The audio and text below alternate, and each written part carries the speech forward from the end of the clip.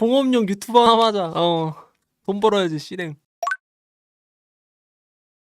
자, 여러분, 온스테인이 말하기로는 세메뇨 바이어 6,500만 파운드가 실체로 나왔고요. 지난번에 제가 주급 사이트 세메뇨 주급 얼마고 계약 기간 얼마인지 그거 봤던 사이트 있잖아요. 이거 사이트 여쭤보시는 분들이 많은데 카펄러지? 뭐 어떻게 있는지 모르겠는데 이 사이트거든요. 여기 그때 당시에도 6,500만 파운드가 릴리즈 조항으로 걸려 있었거든요. 근데 실제로도 지금 온스테인 보도로 나온 것처럼 6,500만 파운드가 현재 나와 있고, 이게 근데 좀 특이점이 있는 게 그때 당시에 말했던 거는 6,500만 파운드라는 바이어 금액, 그러니까 뭐 금액이 저거인지 확실하진 않지만 어찌됐든 영구적인 바이어 조항이 명시가 되어 있을 것 같다. 왜냐면은 재계약 타이밍이 좀 수상하다. 급여 상승이 그전 계약을 하고 나서 갑작스럽게 이번 여름에 이루어졌기 때문에, 이번 여름에 이적설이 나다가 갑자기 재계약을 한 거는 마테우스 쿠냐 건처럼 얘가 이적을 지금 현재 염두에 두고 있는데 재계약을 한 것으로 보인다라고 했었는데 실제로 그랬는데, 특이점이 있는 건데 이게 겨울 바이아웃이에요. 그럼 겨울에만 한정되는 바이아웃 조항이 있냐, 겨울이 지나고 나선 바이아웃이 없냐라고 하면 그건 또 아니고, 그럼 바이아웃 금액이 또 동일하게 작용이 되냐, 이게 아니고 여름 이적 시장 가면 줄어든다고 합니다. 그러니까 뭐 한 6천만 파운드 이쯤 하겠죠. 이쯤 되면은 그러면 이제 세메뇨의 이적권에 관해서 본머스가 가격표로 막 7천만 파운드에서 8천만 파운드 이 정도 불렀던 이유가 딱 여기 나오죠. 뭐 6,500만 파운드쯤에 이제 판매가 가능한 상황이었는데 그거를 좀 앞당기는 형태니까 그거보다 좀 더 플러스해서 받겠다, 이런 스탠스가 있었던 거고, 지금 겨울이 아니라 여름에 발동되는 바이아웃이 되게 중요한 게, 겨울에는 사실 이 금액을 발동시키면서까지 데려올 클럽은 딱히 저는 없을 것 같거든요, 웬만해서는. 근데 여름에는 이 이적에 관한 좀 적극성을 많이 띌 수 있단 말이에요. 근데 여름에 나오는 금액이 얼마인지 모르겠어서 5,500만 파운드일 수도 있고, 근데 6천만 파운드에서 5,500만 파운드 이쯤이면은 솔직히 요즘 윙포워드 시세 생각했을 때 진짜 싼 편이긴 합니다. 세메뇨 하락상을 생각했을 때 세메뇨가 최근에 조금 뭐 폼이 불안정한 건 사실이나, 그럼에도 불구하고 6천만 파운드에서 5,500만 파운드의 가격표가 붙었을 때 딱히 뭐 딴지를 걸 만한 사람은 없을 것 같거든요. 요즘 시세가 또 시세다 보니까. 아직도 프리미어리그 내에서 공격 포인트 개수 창출이 단독 2등, 1등은 혼란이고요. 지금 현재 링크 같은 경우에는 온스테인이 말하기로는 시티, 리버풀, 토트넘이라고 합니다. 토트넘하고 리버풀은 양쪽 윙포워드 공백이 있기 때문에 얘네 메워야 되죠. 살라 노세화 이슈나 뭐 학포를 믿을 건지 말 건지, 그리고 학포 살라 둘 다가 남아있다 하더라도 사실 윙포워드 보강 한 번쯤은 필요했기 때문에 당연히 리버풀, 뭐 지난번에 말했던 것좀 뜨고요. 그리고 토트넘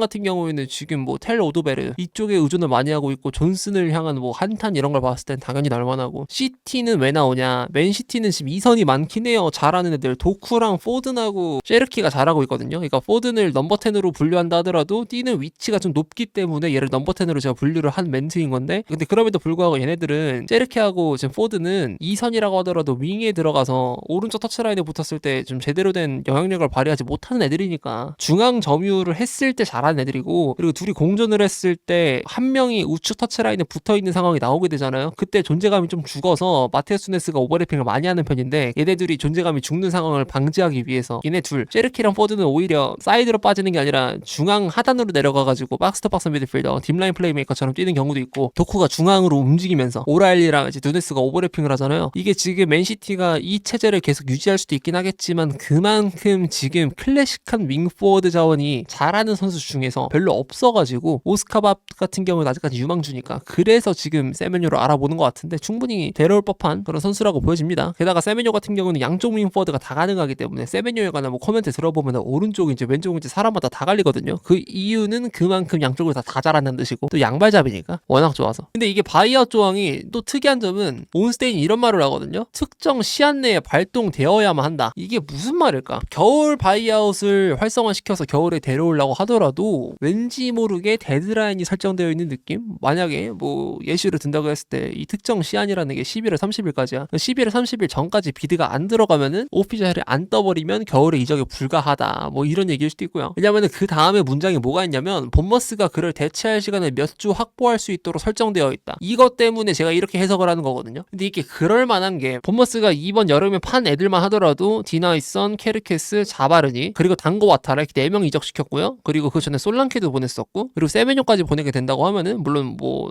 지금 나간 자원들 레프트백, 센터백 양쪽하고 윙포워드 자리 하나, 톱 하나, 그리고 지금 세메뇨까지 해서 윙포워드 하나인데 여기서 세메뇨 자리 빼곤 다 메우긴 했어요. 본머스 지금 뭐 스트라이커도 이미 대체자가 들어와 있고 레프트백 같은 경우에도 티르페르가 잘하고 있고 그 다음에 센터백에서도 지금 대체 자원들이 다 뛰고 있으면서 생각보다 별 문제가 없긴 하지만 근데 세메뇨급의 이 비중을 차지하고 있는 선수가 나가게 되면 당연히 좀 공백이 커질 수밖에 없어가지고 이런 식으로 준비를 하려는 것 같고 그래서 이 문장에 조금 약간은 주목을 해볼 필요는 있을 것 같아요.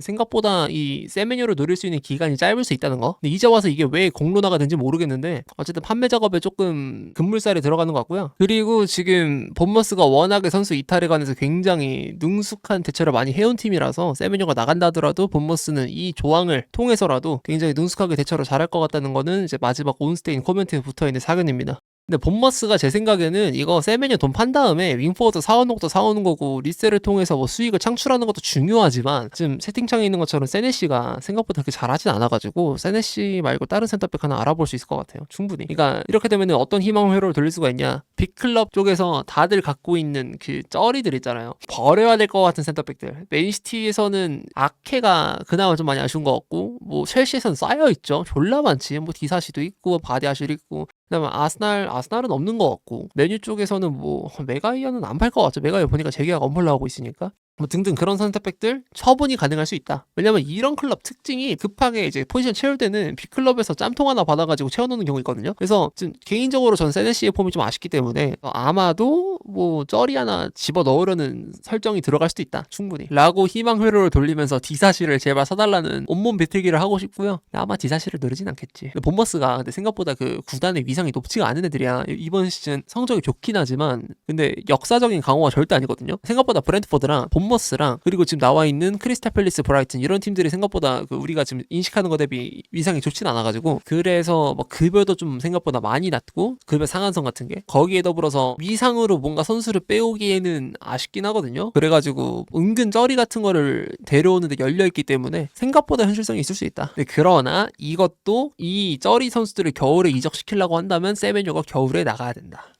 제 생각에는 세메뇨 겨울에 나갈 것 같진 않고 여름에 나갈 것 같아요. 왜냐면은 몇 개월만 기다리면은 가격 하향폭이 그려지는데 근데 뭐 예를 들면은 토트넘하고 뭐 리버풀 본인들이 생각했을 때 보드진대 판단하에 야 이거 성적 좆됐다 이거 진짜 큰일 났다 이거 후반기 이거 반등해야 된다 싶다면 뭐 지를 수는 있겠지만 근데 그 단계까지 갈지는 모르겠어요.